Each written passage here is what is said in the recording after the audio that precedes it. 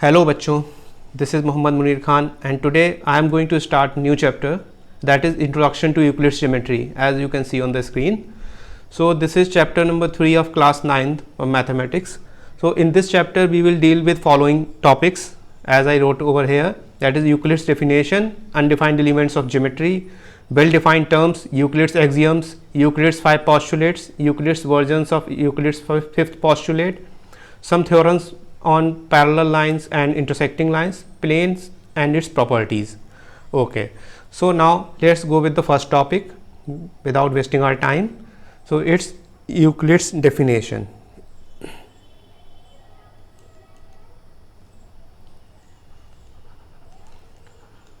Euclid's definition. बच्चों मैं आपको पहले बता दूं, ये चैप्टर थोड़ा थ्योरेटिकल है, इसमें न्यूमेरिकल पोर्शन नहीं है, बहुत कम है, ठीक है। तो आप बोर नहीं होइएगा, मैं इंटरेस्टिंग बनाने की कोशिश करूँगा।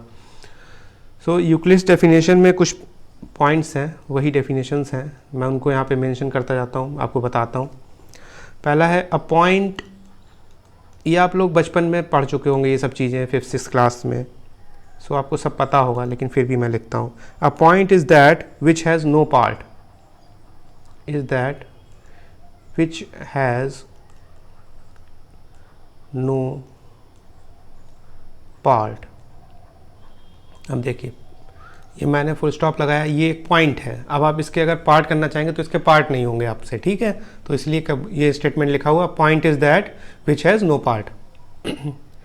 स्टेटमेंट नंबर सेकंड, और we can say definition number second, a line is breathless length। आपको मैं बता दूं, लाइन जो होती है उसमें जो है कोई भी ब्रेथ नहीं होती है, ना कोई थिकनेस होती है, सिर्फ लेंथ होती है। वो स्टेटमेंट यहाँ पे लिखा हुआ, लाइन इज ब्रेथलेस लेंथ, यहाँ पे थिकनेस का नहीं है, लेकिन थिकनेस भी नहीं होती है, ठीक है। Point number 3, the ends of a line, the ends of a line are points। इसे समझने के लिए जैसे मैं आपको बता दूं, कोई भी लाइन होगी तो उसका कोई ना कोई एंड पॉइंट तो होगा, इन्फिनिटी पे जाकर होगा, ठीक है। सो उसी को बोल रहा है ये कि वो जो है लास्ट में जो होगा वो पॉइंट ही होगा, ठीक है, क्योंकि पॉइंट्स से कंबाइन होकर ही लाइन बनती है, ठीक है। Number 4,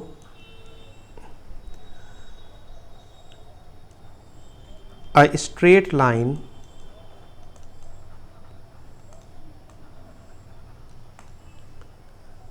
is a line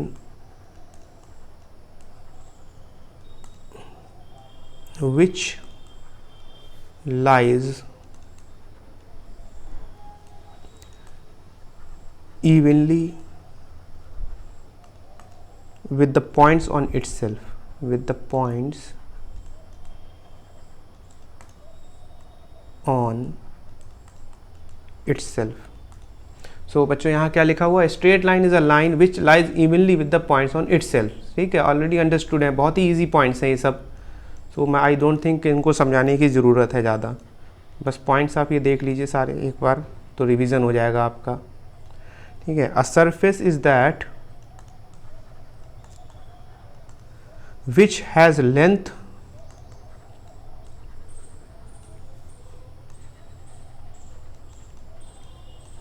and breadth only, ठीक है। इसका मतलब ये है कि जो सरफेस होता है उसमें सिर्फ लेंथ और ब्रेथ होती है, क्योंकि सरफेस अगर कोई है तो वो 2D होगा, 2 डायमेंशनल होगा, तो उसमें सिर्फ लेंथ और ब्रेथ ही होगी, ठीक है। एंड देन 6 पॉइंट है, the edge of a surface are lines. जैसे कि मैं आपको बना के दिखा दूँ, सपोज़ ये अगर कोई सरफेस है, ये सपोज सरफेस है, तो आप देख सकते हैं इसकी ये जो एज है, जैसे मैं यहाँ पे इनको मेंशन करूँ, सपोज ABCD मैंने लिख दिया, तो ABC CD और AD या DA जिसको हम बोल सकते हैं, तो ये सब क्या है, एजेस तो ही है इसकी, ठीक है। तो ये सभी क्या है, एक लाइन सी तो है, किसी लाइन का पार्ट है, अगर देखा जाए, जैसे सपोज हम इसको एक्सटेंड कर दें तो ये एक लाइन का ही तो पार्ट है AD, ऐसी सिमिलरली AB, BC और CD है, तो उसी पॉइंट को यहाँ मेंशन किया इसने, the edge of a surface are lines. Okay, point number 7, a plane surface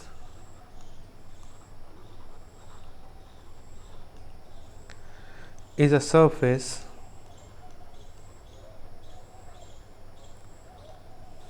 which lies evenly with the straight lines on itself, with the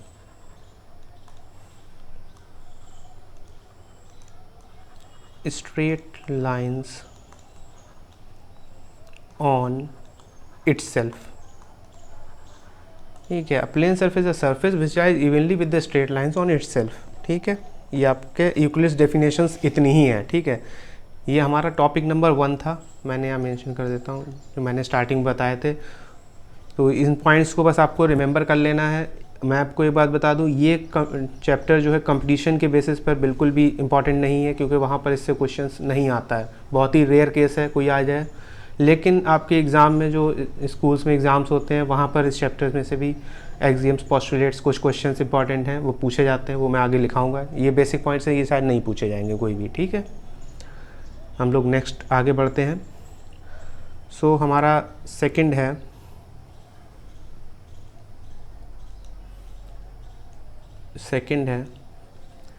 undefined elements of geometry. ठीक है, इसका मतलब ये है कि ज्योमेट्री में कुछ ऐसे एलिमेंट्स हैं जिनको डिफाइन नहीं किया गया, जैसे कि नंबर 1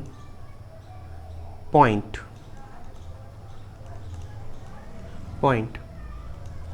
सो हम यहाँ पे लिख सकते हैं, it has neither length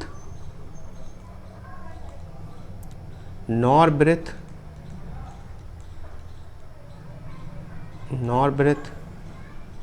nor thickness. मतलब पॉइंट में ना तो कोई लेंथ होती है उसकी, ना क्या कहते हैं कोई ब्रेथ होती है, ना ही थिकनेस होती है। इट इज़ जस्ट रिप्रेजेंटेड, हम लिख सकते हैं इसको, it is represented by a fine dot. ठीक है, एक डॉट बना दिया जाता है, जैसे हम अभी लगाएंगे ये रहा। ठीक है, तो उसको ही पॉइंट बोलते हैं। ओके, इसके बाद नेक्स्ट है, दूसरी चीज़ है लाइन। अभी मैंने आपको पहले एक पॉइंट यहाँ पे मेंशन किया था कि लाइन में सिर्फ क्या होती है, लेंथ होती है, ब्रेथ थिकनेस नहीं होती है। तो वही बात है, ये भी अनडिफाइंड इसीलिए है। अ लाइन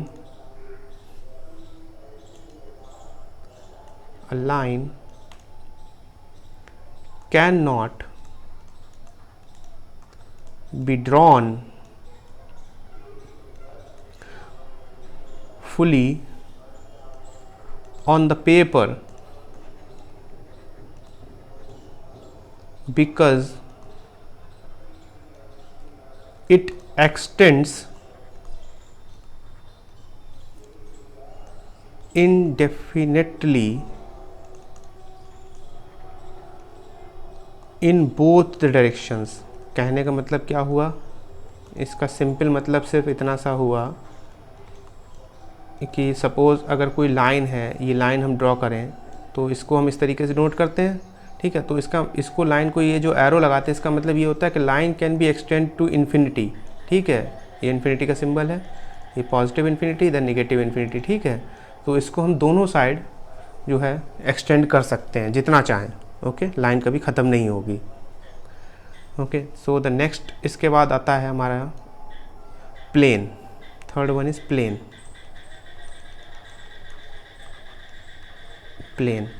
ओके बच्चों, सो प्लेन को हम क्या लिख सकते हैं, a flat surface which extends indefinitely in all the directions। indefinitely, मैंने अभी आपको इस पॉइंट को पहले भी समझाया था, मैं फिर से रिमेंबर कराऊंगा अभी। indefinitely in all directions। बच्चों ये पूरा थ्योरेटिकल है, इसलिए मैं सीधे स्टेटमेंट लिख रहा हूँ। आप ये मत सोचिएगा कि ये क्वेश्चन वगैरह कुछ नहीं आ रहा है इसमें न्यूमेरिकल, ठीक है। सो आप यहाँ पे जैसे सपोज़ ये हमारा कोई है, ठीक है, ऑब्जेक्ट है, सपोज़ ये एक्स वाई प्लेन में रखा हुआ है, ठीक, x plane axis y axis, ठीक है, एक्स वाई प्लेन में। सो हम ये देख सकते हैं कि इस जो प्लेन में ये जो डायरेक्शंस हैं एक्स वाई, तो ये भी क्या कहते हैं एक्सटेंड हो सकती हैं जितना चाहें, ठीक है। और ऑब्जेक्ट भी एक लाइन से ही कंबाइन होकर बना हुआ लाइन सेगमेंट से, जो लाइन का पार्ट होती है, ठीक है। तो इसको कितना भी हम एक्सटेंड किया जा सकता है। ओके बच्चों, सिर्फ सिंपली इतना कहना चाह रहा है ये। सो अब मैं इसका एक कंक्लूजन आपको दे देता हूँ कि the above points are called undefined because, क्यों इनको अनडिफाइंड कहा जाता है? The terms used in definition of points line and plane further needed an explanation, और वी कैन से कि नीडेड टू बी डिफाइंड। मतलब ये जो हमने पॉइंट्स यहाँ पे लिखे हैं, ठीक है, इनका कोई ऐसा कोई डेफिनेशन प्रॉपर नहीं है, इसमें और इस पे रिसर्च की ज़रूरत है। इनको प्रॉपर तरीके से डिफाइन नहीं किया जा सका अभी तक, ठीक। तो इसलिए ये इनको अनडिफाइंड एलिमेंट्स ऑफ ज्योमेट्री कहते हैं, ठीक है। ये आपका टॉपिक नंबर 2 कंप्लीट हो गया। इसके बाद हम आगे बढ़ते हैं अपने नेक्स्ट है हमारा, that is topic number 3, well defined terms. कुछ ऐसे टर्म्स भी हैं जो वेल डिफाइंड है, वेल डिफाइंड टर्म्स। ओके, सो सबसे पहला इसमें आता है, इसमें हम सिर्फ उन टर्म्स की बात कर रहे हैं जो कि लाइन से निकले हैं, ठीक है। जैसे कि पहला, या हम लिख सकते हैं इसको, मैं लिख देता हूँ यहाँ पे, टर्म्स फॉर्म्ड फ्रॉम लाइन, ठीक है। अब जैसे पहला हो गया हमारा लाइन सेगमेंट। आप सब लोग जानते हो कि लाइन, अगर कोई सपोज़ कोई लाइन है, जैसे मैं यहाँ पर बना के दिखाता हूँ, सपोज़ ये एक लाइन है, ठीक है। ये line can be extended infinitely, ठीक है। अगर इसका हम मान लीजिए कोई पार्ट निकाल लें, ए बी पार्ट हमने निकाल लिया, so A B is the line segment, okay. जो हमने ए बी इसमें से पार्ट निकाला है, ठीक। लाइन सपोज़ यहाँ पे सी डी थी, C D is the line and A line, ये सिम्बल्स नोट करने का तरीका है ऊपर, ठीक है, जैसे मैंने शो करा है। A B, this is the line segment, ये लाइन सेगमेंट है, and C D is the line, okay.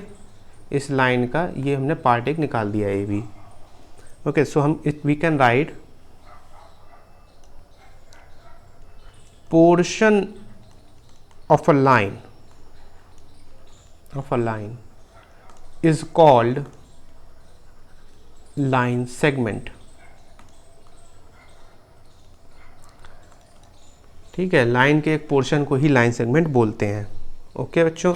Next हम चलते हैं, इसके बाद एक दूसरा यहाँ पे है जो लाइन से मिलता है, दैट इज़ रे।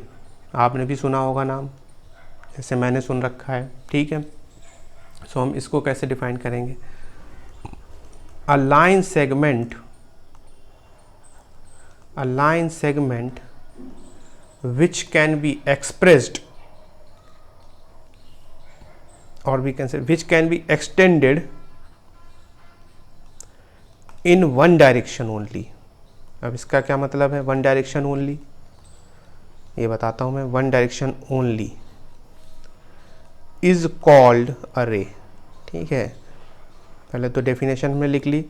जैसे कि मैं आपको बताऊँ, सपोज़ ये हमारी एक लाइन सेगमेंट थी, ठीक है।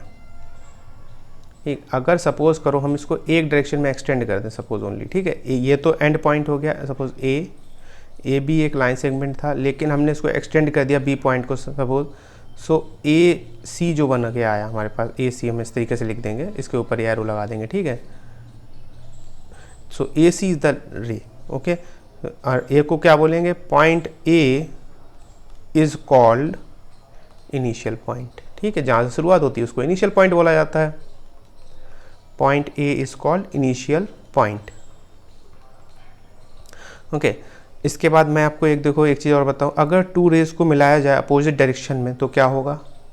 सपोज ये एक रे ये थी ए सी, एक रे सपोज यहाँ पे थी हमारे पास हम ए बी, ठीक है। दो रे थी, हमने अपोजिट डायरेक्शन में इनको कंबाइन कर दिया।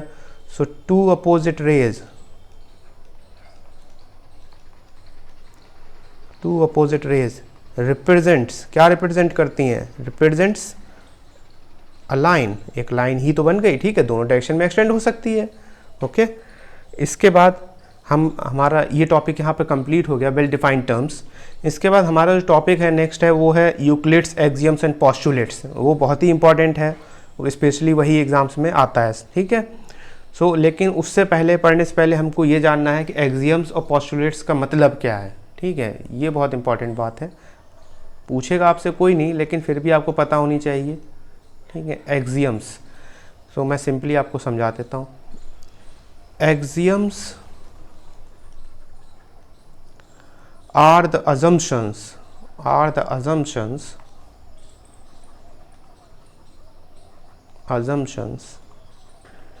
which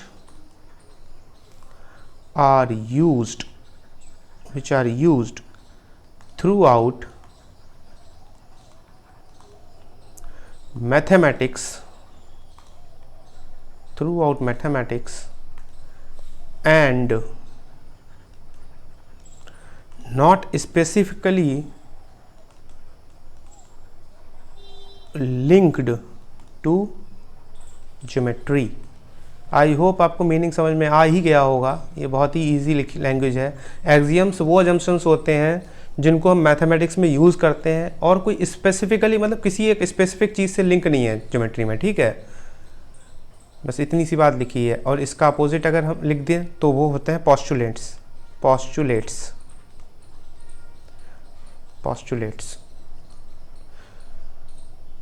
These are the assumptions that are specific to, हम शॉर्ट में लिख देता हूँ मैं, assumptions that are specific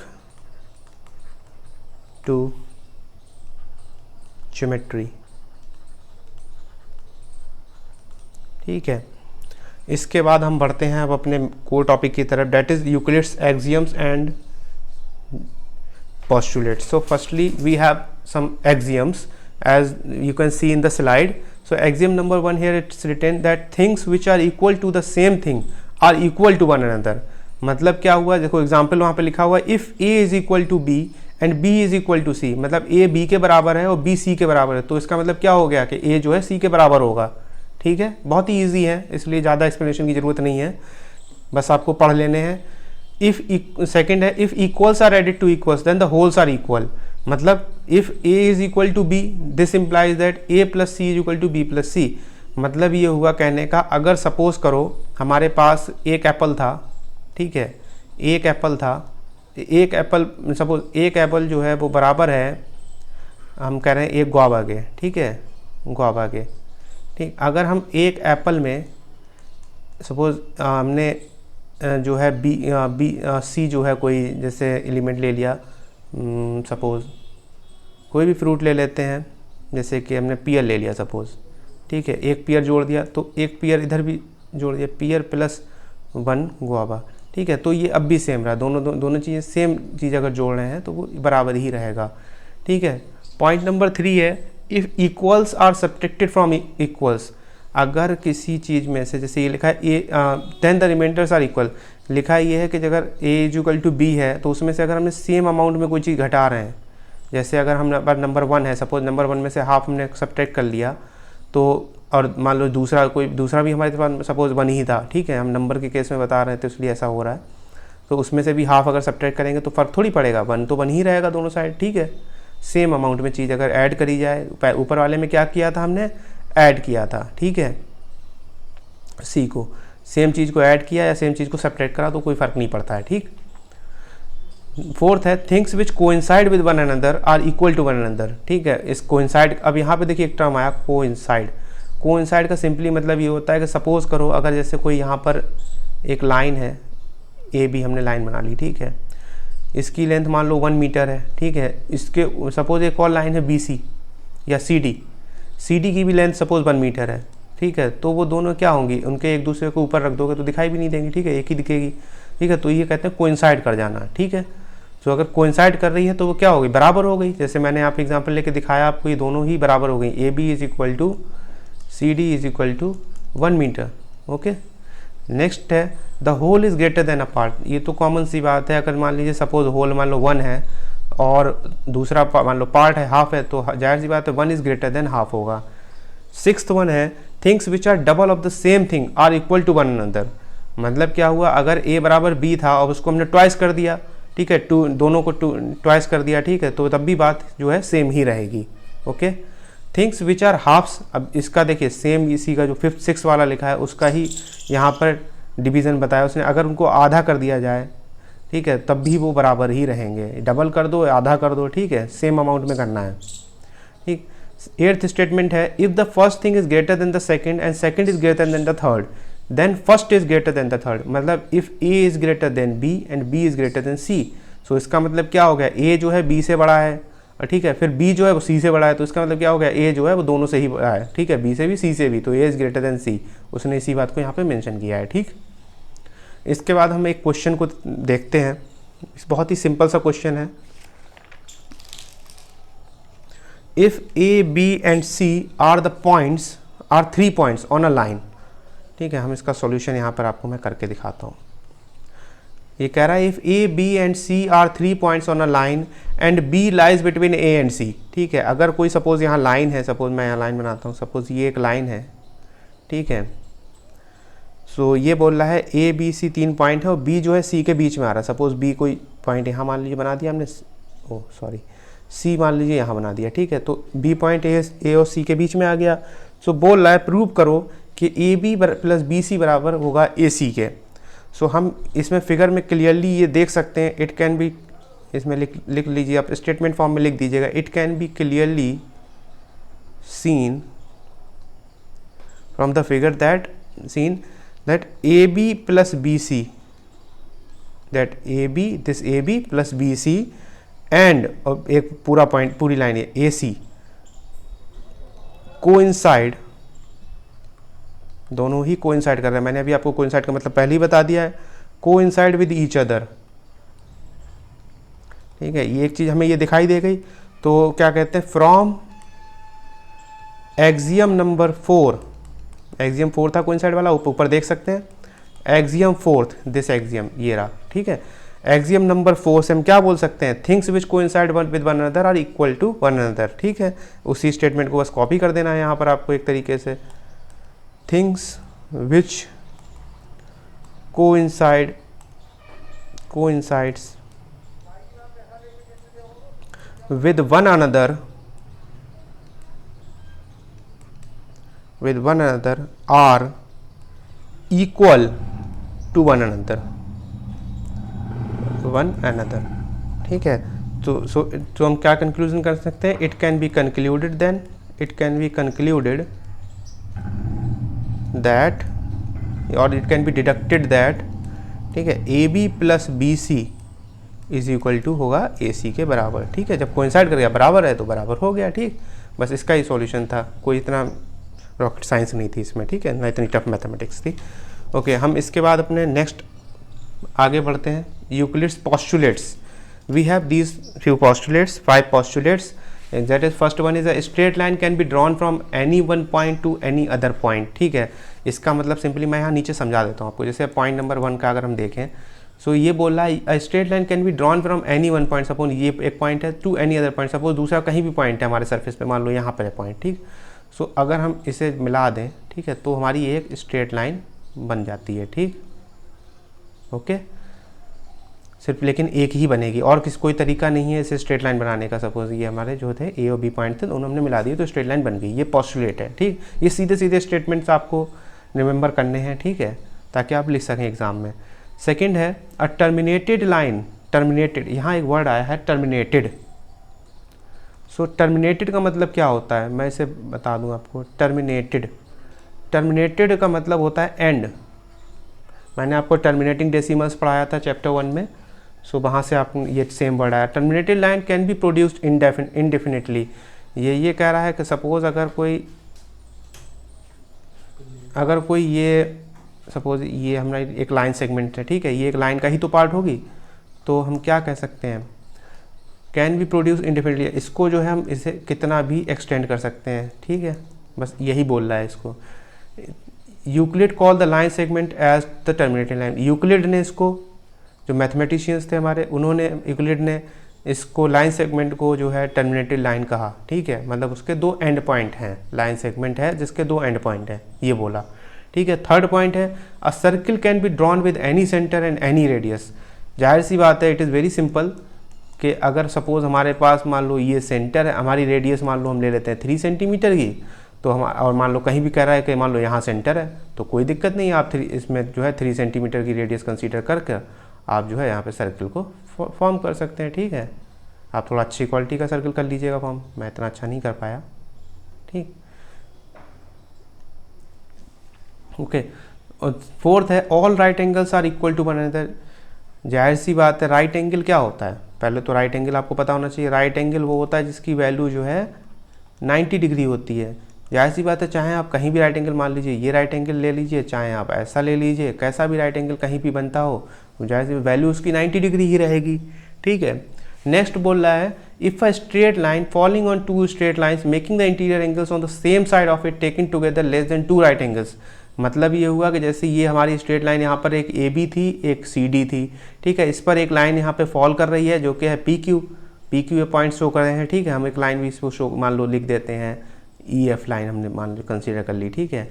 E F line जो है उस पर फॉल कर रही है, ठीक, और इसके जो इंटीरियर जो ये एंगल्स हैं वो दोनों जो है क्या बोल रहा है, on the same side taken together less than 2 right angles that is 180 degree, ठीक है। तो एंगल 1 प्लस एंगल 2, देखो यहाँ लिखा हुआ भी है दिस स्टेटमेंट, ये बोल रहा है वो एंगल 1 प्लस एंगल 2 जो है वो 180 डिग्री से लेस देन है, then the 2 straight lines if produce infinity meet on that side on which sum of angles is less than 2 right angles, ये बोल रहा है। उसके बाद जो ये लाइन है स्ट्रेट लाइन, ये जहाँ कहीं जाकर ऐसा पॉइंट आएगा जहाँ पे मीट कर जाएंगी, लेकिन किस साइड पे करेंगी, जहाँ पर एंगल्स का सम, एंगल 1 प्लस एंगल 2 का सम 180 डिग्री से कम है। अगर आप कहोगे इस साइड को मीट कर जाए तो इस साइड में नहीं मीट करेंगी, इस साइड में आप कितना भी एक्सटेंड करते रहो, ठीक है, ये मीट नहीं करेंगी, ठीक। तो ये बोल रहा है ये ऐसा एक पॉइंट यहाँ आएगा जहाँ पे ये मीट कर जाएंगे, ठीक है, लेकिन ये इसी साइड करेंगे जिस साइड एंगल का सम 180 से कम होगा, ठीक, ओके बच्चों। तो आई होप ये आपके पोस्टुलेट समझ में आ गए होंगे।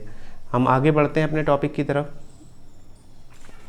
आगे हमारा बस इसमें छोटा सा एक टॉपिक बाकी है, एक नहीं 2 टॉपिक बाकी हैं, ठीक है। सो टॉपिक इज इक्विवेलेंट्स वर्जन्स, मैं यहाँ पे लिख देता हूँ, that is topic number 6,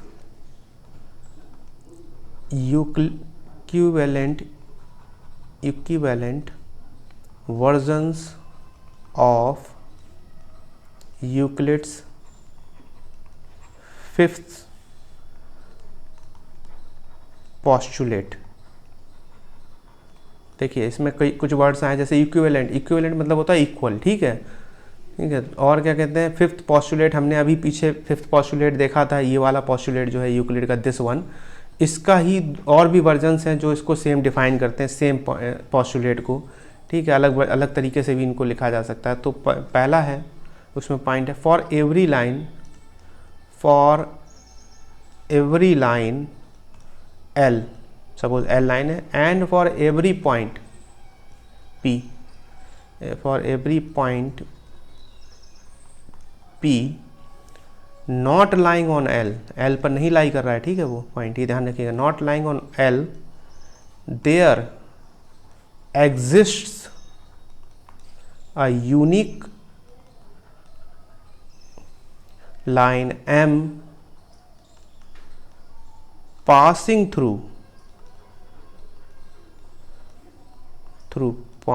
point P, passing through P and parallel to L। क्या बोल रहा है ये, मैं बताता हूँ आपको इसका मतलब क्या है। ये बोल रहा है for every line L, suppose हमारी ये एक लाइन है एल, हमने ले ली एक एल लाइन ले ली, ठीक है, and for every point P not lying on L, suppose कहीं भी यहाँ मान लो हमने पॉइंट बना लिया पी सपोज, ठीक है, जो कि एल पर लाइन नहीं कर रहा है, there exist a unique line M passing through P, so एक ही ऐसी लाइन होगी सब जो क्या कहते हैं पी से पास कर रही होगी, जो कि पैरेलल होगी, line L is parallel to line P is parallel to line L, ठीक है। तो ये एक ही लाइन होगी ऐसी जो कि पैरेलल होगी, पैरेलल कब होगी, जब ये डिस्टेंस जो है कहीं भी आप मेज़र करें जाके इस लाइन में, this distance should be equal, ठीक है। ये दूरी जो है इक्वल होनी चाहिए, तभी पैरेलल होगी, तो एक ही लाइन होगी। अगर मान लीजिए आप इसके अलावा कैसी भी लाइन बना दें, सपोज यहाँ आपने इस तरीके की लाइन बना दी, इस तरीके की लाइन बना दी, तो ये क्या होगा, पैरेलल नहीं हो पाएंगे नीचे लाइन एल के, ठीक है। तो ये पॉइंट इसको डिफाइन करता है। सेकंड है हमारा two distinct intersecting lines cannot be parallel to the same line,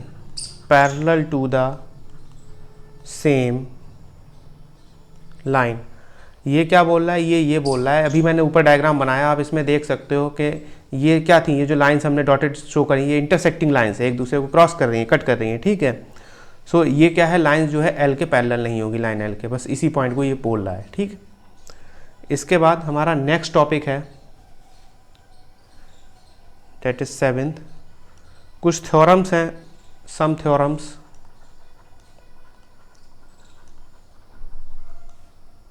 on parallel lines and intersecting lines। Parallel line, intersecting line मैंने अभी आपको पीछे ही समझा दिया है, ठीक है, क्या होती हैं। बाकी हम लाइन्स एंड एंगल चैप्टर पढ़ेंगे, उसका ट्रायंगल पढ़ेंगे, वहाँ पर समझा देंगे अच्छे से और ज़्यादा, ठीक है। कुछ थ्योरम्स हैं तो हम लोग थ्योरम यहाँ लिख लेते हैं, समझ लेते हैं। थ्योरम नंबर 1 है, थ्योरम नंबर 1 क्या कहती है कि two distinct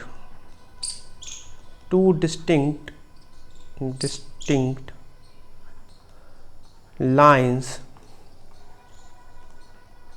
cannot have more than one point in common,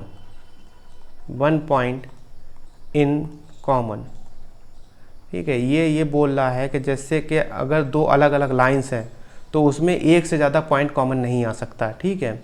until unless अगर हम उसको कोलिनियर लाइंस बना दें, एक दूसरे के ऊपर रख दें, ठीक है। लेकिन अगर अलग अलग, सपोज़ ये लाइन है, सपोज़ ये एक लाइन है, एक लाइन से कहीं ना कहीं मान लो दूसरी ये क्रॉस कर रही है, तो ठीक है, तो एक ही पॉइंट उसमें कॉमन आएगा, that is this, okay, oh sorry,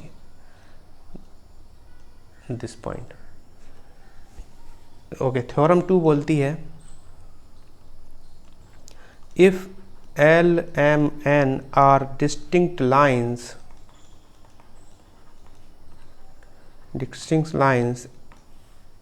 in the same plane such that L intersects M and N is parallel to M, then L intersects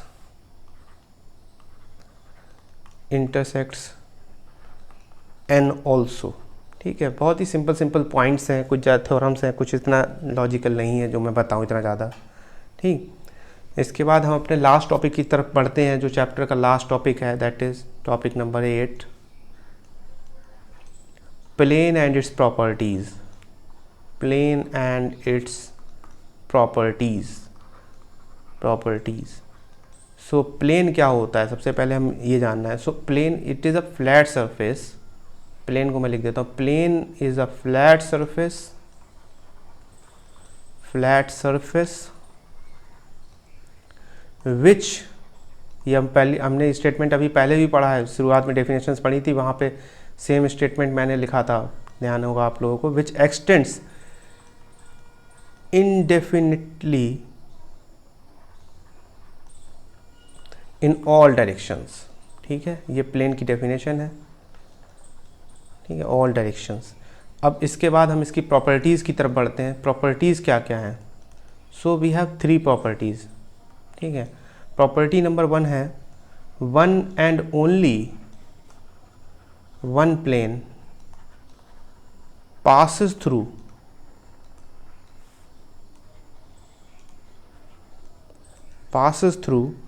three non-collinear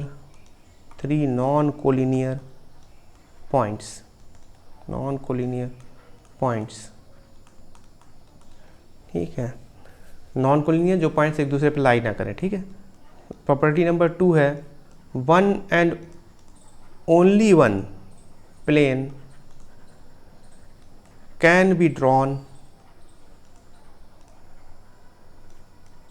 containing two intersecting lines। देखो मैं point को समझा देता हूँ, बहुत easy सा है। ये कह रहा है कि दो इंटरसेक्टिंग लाइन से सपोज हमने एक लाइन ऐसे बना दी, एक लाइन ऐसे बना दी, तो हम देख सकते हैं अगर ये दो लाइन्स है, मान लो ये इंटरसेक्ट कर रही हैं यहाँ पे, ठीक है। तो ये बोल रहा है one and only one plane can be drawn containing two intersecting lines. तो क्या बन रहा है, एक्स वाई प्लेन ही तो बन रहा है, एक्स वाई प्लेन। तो एक प्लेन ही बन सकता है दो इंटरसेक्टिंग लाइंस से, ठीक है, इससे ज़्यादा नहीं बन सकता। ओके, पॉइंट नंबर 3 है, that is the last point of this chapter, that is two planes either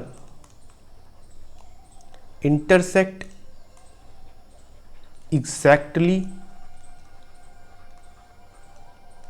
in a line or are parallel or are parallel. क्या बोला है, two planes either intersect exactly in a line or are parallel. जैसे मैंने ऊपर बनाया, या तो intersect करेगी या फिर पैरेलल लाइन होगी तब इंटरसेक्ट नहीं करेगी। सपोज अगर इस तरीके से हो गई लाइन्स तो क्या होगा, इंटरसेक्ट नहीं करेंगी, ठीक है। अगर मान लो ये किसी भी तरीके की लाइन हम ऐसे, मान लो ये एक ऐसी थी एक ऐसी होती, तो ये कहीं ऐसा पॉइंट आता जहाँ पे इंटरसेक्ट भी कर जाती, ठीक। तो हमारा पॉइंट क्या कहता है, ये वाला कंडीशन बताता है, ये वाली। ओके, so बच्चों, this is all about this chapter, that is introduction to Euclid's geometry, and in further videos we will learn the next chapter, that is lines and angle। इसके अलावा जो भी आपकी NCERT की एक्सरसाइजेज हैं उसको separate मैं जो हूँ सॉल्व करके अलग प्लेलिस्ट बना दूंगा, उससे आप वॉच कर सकते हैं, ठीक है। और वैसे भी इस चैप्टर में कोई इतना ज़्यादा NCERT में भी नहीं क्वेश्चंस हैं और इतना इम्पॉर्टेंट नहीं है शायद, इसीलिए तो।